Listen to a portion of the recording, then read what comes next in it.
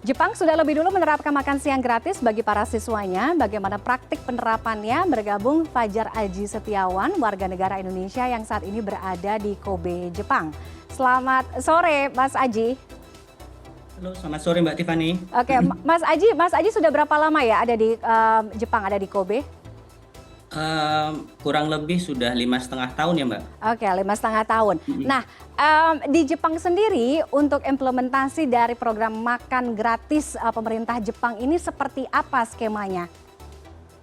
Oke, mungkin pertama tadi mengafirmasi yang sudah Mbak jelaskan bahwa di Jepang ini bukan berarti makan siangnya gratis. Jadi Mhm. di awal tuh dari tahun 1889 pemerintah sudah memberikan makan siang gratis khusus untuk anak-anak miskin.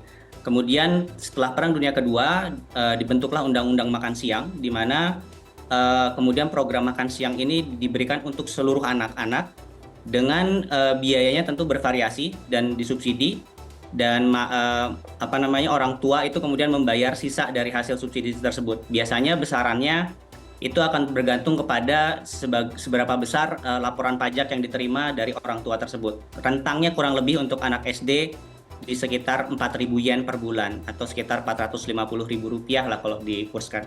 Oke, Rp450.000 per bulan. Itu untuk jatah berapa kali makan, Mas, dalam satu minggu? 1 minggu sesuai dengan hari sekolah ya, 5 kali makan, Oke, berarti kurang lebih 20 kali makan ya untuk 20, 1 bulan ya. oke, 20 sampai dengan 22 ya kali makan 400.000 sekitaran itu ya. Oke, ini menyasar anak pelajar usia berapa, Mas Aji, kalau di Jepang?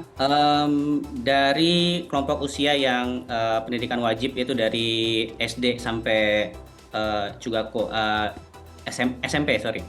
Oh, oke. Kalau di Jepang ini Nah, kan tidak menyasar semua anak ya untuk program makan gratis ini. Jadi memang apa peruntukannya? Apakah seperti di beberapa negara memang hanya menyasar anak yang tidak mampu atau seperti apa ketentuannya? jadi semenjak ada undang-undang makan siang tersebut, Mm-mm. seluruh anak-anak yang ada di SD dan SMP semuanya tercakup. Tahun 2015 kurang lebih ada 99% implementasi yang dilakukan oleh sekolah di SD dan SMP. Yang berbeda adalah bahwa berapa besaran dari orang tua harus membayar. Sebagian besar membayar kurang lebih di 4.000 yen. Nah, ada beberapa yang memang bisa mendapatkan gratis ya, artinya tidak Hmm. perlu membayar ketika misalnya orang tuanya merupakan penerima beasiswa atau penerima bantuan-bantuan sosial lainnya dari pemerintah dan sebagainya. Jadi sistem di Jepang dia punya ada beberapa poin-poin yang kemudian menjadi poin gitu ya, dan kemudian nanti dilihat berapa besaran poinnya dan apakah poin tersebut memenuhi kriteria untuk orang tua tersebut dibebaskan dari beban untuk Hmm. membayar biaya bulanan makan siang. Oke, kalau tadi Mas Aji sampaikan bahwa di Jepang ini program ini tuh ada undang-undangnya, ada regulasinya. Artinya dia punya perencanaan yang matang bukan hanya karena ini sudah diberlakukan dari 100 tahunan yang lalu, tapi memang ada perencanaan yang matang yang punya mekanisme yang baik termasuk dalam penghitungan gizi pastinya dong yang terkandung dalam Betul. setiap porsi itu. Nah, itu gimana Mas? Apakah orang tua juga diberikan informasi makan apa saja yang anak-anaknya makan, menu makanannya apa aja, itu gimana Mas? Betul. Nah, jadi karena adanya undang-undang tersebut, jadi setiap sekolah itu dia memiliki komite makan siang istilahnya, dan dia Oke. setara dengan level kepala sekolah. Nah, di mana di bawah ini kemudian kedua pihak ini bekerja sama, dia punya lagi subkomite-komite lainnya, termasuk edukasi, dietary education, dan juga manajemen dari makan siang. Nah, dietary education ini juga yang cukup unik di dalam konteks Jepang karena setiap anak-anak itu makan siang, mereka Mhm. akan diberikan pemahaman dari mana makanan tersebut, dari daerah mana, berapa kandungan gizinya Oh. dan sebagainya. Supaya karena mereka punya tujuan dari undang-undang tersebut adalah ada dua tujuan. Pertama untuk menumbuhkan pemahaman terhadap dietary Mhm. nutrition Mhm. buat anak-anak itu sendiri. Dan yang kedua adalah untuk memenuhi kebutuhan nutrisinya itu sendiri. Jadi ada dua hal yang berbeda. Nah, Hmm. dari sinilah kemudian ya setelah hasil dari komite ini orang tua itu akan diberitahu setiap bulan, itu pasti ada rencana dalam 1 bulan ini menunya apa aja Mm-mm. dan bagaimana kita bisa menyesuaikan, terutama buat kita yang Muslim. dari keluarga Muslim ya. Mhm. Itu kan seringkali ada apa yang haram-haram yang nggak boleh Mm-mm. dimakan gitu ya, atau alergi-alergi lain mungkin. Nah, itu dikasih tahu dan kita bisa memberitahu ke komite sekolah atau komite makan siang sekolah, kita nggak bisa makan ini. Kemudian bagaimana menggantinya. Kadang seringkali kalau di kasus kami membawa bekal sendiri gitu. Tapi bekal tersebut itu tetap harus sama dengan apa yang disediakan oleh sekolah. Jadi Oke. tidak terlihat ada jenjangnya gitu, Iya. perbedaan antara ininya. Jadi goals-nya ini kalau di Jepang tidak hanya untuk pemenuhan nutrisi saja ya Mas Aji. Jadi bagaimana anak-anak ini bisa tahu background dari makanan yang mereka makan, kemudian etika di meja makan, bagaimana mereka harus bisa merapikan chopsticks, sumpit, kemudian alat makannya harus dibersihkan, kurang lebih seperti itu ya. Oke, Betul. Mas, kalau perencanaan nutrisi ini apakah juga dibarengi dengan keterlibatan misalkan pakar gizi gitu? Jadi kan Iya, untuk anak betul. SD misalkan karena dia usia pertumbuhan kelas 1 sampai dengan kelas 3, grade 1 sampai grade 3 harus makanannya ini gitu. Nanti untuk anak yang Betul. udah lebih usianya mungkin naik beda lagi gitu. Betul. Jadi itu tadi di tiap sekolah kan dia punya school committee. Mm-mm. Nah, dalam school committee itu berdasarkan undang-undang itu diwajibkan bahwa dalam school committee harus punya nutrisionis, yang artinya Oke. em, sekolah bisa mengemploy atau memperkerjakan satu nutrisionis secara tetap ataupun ada temporary nutritionist, tapi yang pasti harus ada nutritionist, dan mereka lah yang kemudian menjadi fondasi dari pembentukan menu-menu bulanan itu. Dan ini semua diwajibkan di seluruh sekolah yang mengimplementasikan program makan siang ini, which is lebih dari 99% di Jepang. Oke. Kita kan kalau makan ya Mas, pengennya kan makanan bukan hanya tetap hangat, artinya masih fresh gitu ya, masih baru.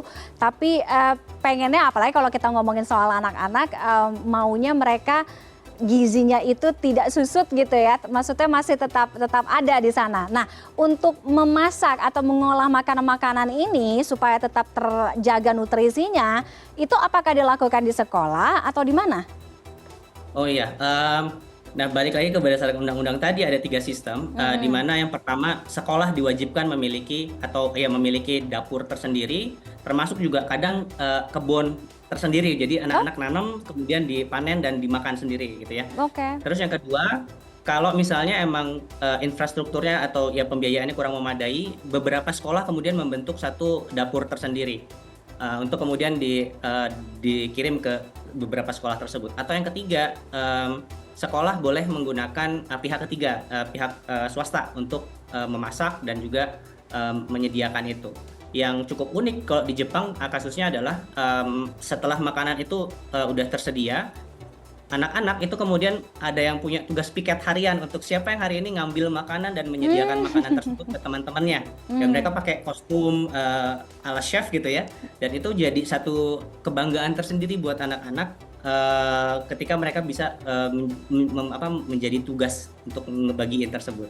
Oke. Nah, ini cukup menarik gitu. Jadi nggak cuma terkait dengan pemenuhan gizi, tetapi juga pembentukan mentalitas yang fit dengan karakter masyarakat Jepang. Oke, apakah ini juga dibarengi dengan edukasi terhadap anak dan juga orang tua? Karena kebanyakan kan gini, oke makan siangnya gizinya memenuhi standar di sekolah, nutrisinya oke terjaga. Tapi anak-anak sebenarnya dari rumah pagi-pagi sarapan perutnya kosong gitu, gak diisi. Akhirnya kan sama aja kan, mereka cuma makan satu hari yang makanannya punya nutrisi yang baik. Tapi kalau malam mungkin makannya mie instan gitu. Nah kalau di Jepang, apakah informasi kemudian orang tua dilibatkan bahwa oke kita sama-sama jaga bersama di sekolah, jaga nutrisi, di rumah pun juga begitu?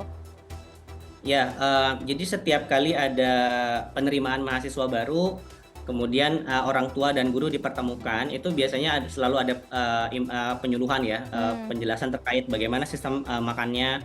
Itu udah dimulai sebenarnya dari TK gitu. ketika misalnya anak ada yang pergi ke TK, dari TK itu sebelumnya di TK pasti akan ditanya sebelumnya udah sarapan atau belum, Oke. sarapan apa tadi di sekolah di rumah. Nah nanti kalau ternyata laporannya wah saya nggak sarapan atau apa, itu biasanya sekolah akan telepon ke orang tua untuk konfirmasi ini tadi anaknya bilang nggak sarapan, apakah benar dan sebagainya. Kayak gitu-gitu itu juga menjadi salah satu bagian dari upaya penyuluhan terkait dengan gizi di sekolah. Oke. Program makan gratis ini apakah juga dibarengi dengan pemberian susu atau itu ada dua yang berbeda, Mas, kalau di Jepang? Ya, jadi dalam program ini ada 5 tipe. Jadi setiap makan itu harus ada 5 tipe ya. Pertama staple food-nya itu sumber energinya ya, nasi, Karbo. roti dan sebagainya. Ada main dish-nya itu yang protein-proteinnya, kemudian ada side dish-nya itu ada sayur-sayurannya, ada sup. Biasanya orang Jepang kan suka miso shiru yang gitu-gitu ya. Dan itu harus ada. Dan yang terakhir ada susu dan itu pasti ada. Dan 5 jenis ini akan selalu ada di tiap makan siang. Jadi nggak satu hari tiba-tiba nggak ada atau gimana gitu ya. Itu pasti ada. Oke, dan program ini merata ya di seluruh prefektur yang ada di Jepang? Betul, ya merata di seluruh prefektur dan sebenarnya sekolah tuh diundang untuk ikut ke dalam program ini. Tapi hingga saat ini udah kurang lebih 99% sekolah SD dan SMP itu udah mengimplementasikan hal ini. Baik, baik. Terima kasih, menarik sharingnya Mas Aji, untuk kita tahu seperti apa penerapan program makan gratis ini. Kalau memang untuk pemenuhan nutrisi dan juga gizi anak, kalau ada sisi positifnya bisa kita ambil ya di Indonesia. Kita lihat nanti implementasinya seperti apa, apakah akan sustain seperti yang ada di Jepang. Mas Aji, terima kasih sudah bergabung dengan kami sore hari ini. Selamat sore. Sore.